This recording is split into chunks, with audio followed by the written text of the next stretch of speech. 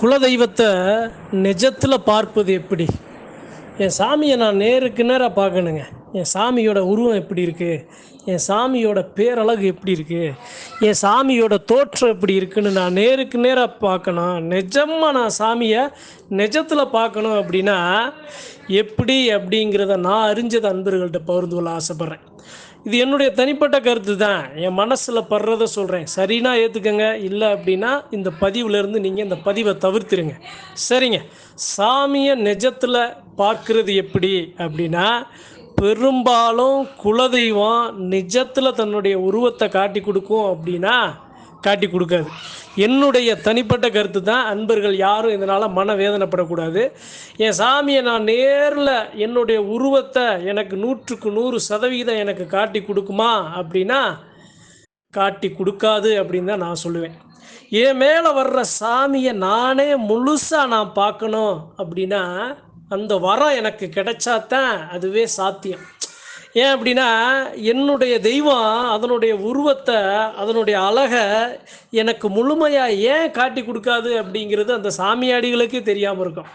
ஏன் அப்படின்னா, அதனுடைய உருவத்தை இப்போ என் சாமி நல்லா மகிழ்ச்சியாக இருந்துச்சு அப்படின்னா அதனுடைய ஒரு உருவத்தை கொடுக்கும். எப்படி சொல்கிறது அப்படின்னா, ஒரு குழந்தையா, ஒரு குழந்தையோட சிரிப்பா அல்லது ஒரு முதியவரோட சிரிப்பா, என் சாமி ரொம்ப ஒரு வேதனையில் இருக்குது, மகிழ்ச்சி இல்லாமல் இருக்குது அப்படின்னா அதனுடைய உருவத்தை வேறு மாதிரி காட்டும்.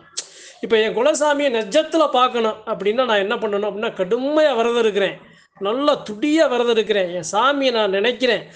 21 நாள் 48 நாள் அல்லது ஒரு மண்டலம் 3 மண்டலம் கூட நான் விரதம் இருந்து நான் தவம் இருந்தால் வாய்ப்பு இருக்குது, நாம் பார்க்கலாம். ஆனால் நாம் சரியாக இல்லாமல் நம்ம சாமி 100க்கு 100 சரியாக நம்ம இல்லை அப்படின்னா அந்த சாமி காட்டாது, உருவத்தை காட்டி கொடுக்காது. அதாவதுங்க எப்படி சொல்கிறது அப்படின்னா, பெரும்பாலும் பெண்கள் இருக்காங்க, பெண் தெய்வத்தை சுமக்கிற சாமியாடி இருக்காங்கன்னா அவங்களுக்கு அவங்க சாமி 100க்கு 100% நிஜத்தில் அவங்களுக்கு காட்டி கொடுத்துருக்கோம்.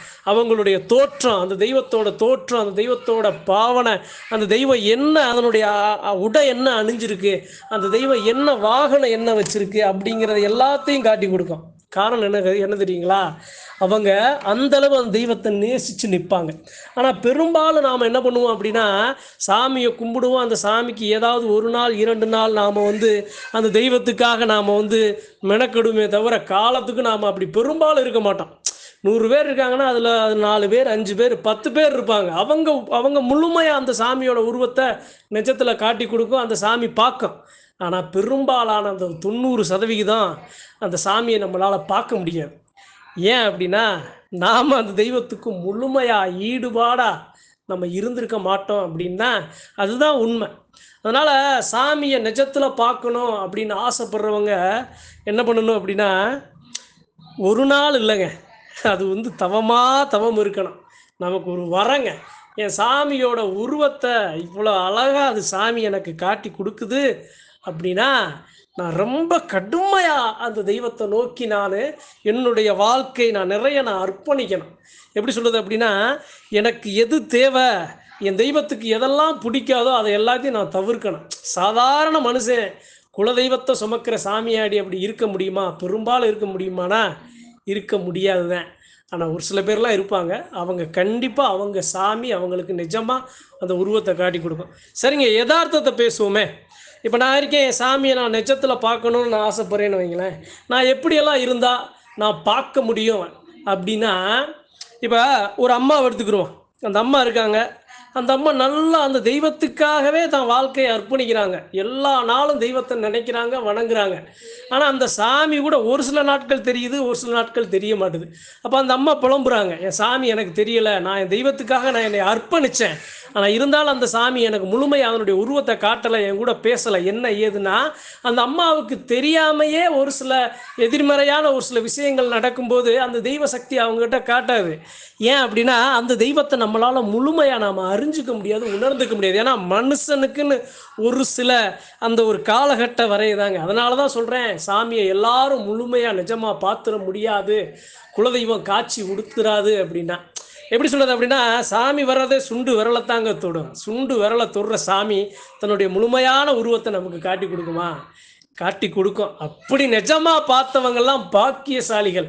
வரம் பெற்றவர்கள், அவங்கெல்லாம் போற்றப்படக்கூடியவர்கள். அதனால இது என்னுடைய தனிப்பட்ட கருத்து தான். என் சாமிய வந்து எப்படி சொல்றது அப்படின்னா, இருக்கு அப்படிங்கிறத நான் என்னால உணர முடியும். என் மேல வந்துச்சுன்னா, அந்த சாமி என் மேல வந்துருச்சு அப்படிங்கிறத என்னால உணர முடியுமே தவிர, அதனுடைய உருவத்த முழுமையா, நெஜமா எனக்கு காட்டிக்கிட்டே இருக்காது. அப்படி காட்டுச்சு அப்படின்னா, என்னைய விட ஒரு பாக்கியசாலி யாருமே இல்லங்கிறது தான் உண்ம. சரிங்க. இந்த பதிவுல நம்ம குலதெய்வத்த, நம்ம மேல வர்ற சாமிய நிஜமா பார்க்க முடியுமா அப்படின்னா, 100க்கு 99% முழுமையா பார்க்க முடியாது. 1% பார்க்க முடியும் அப்படிங்கிறது தான் என்னுடைய தனிப்பட்ட கருத்து. நான் உணர்ந்தத, நான் அறிஞ்சத சொல்றேன்.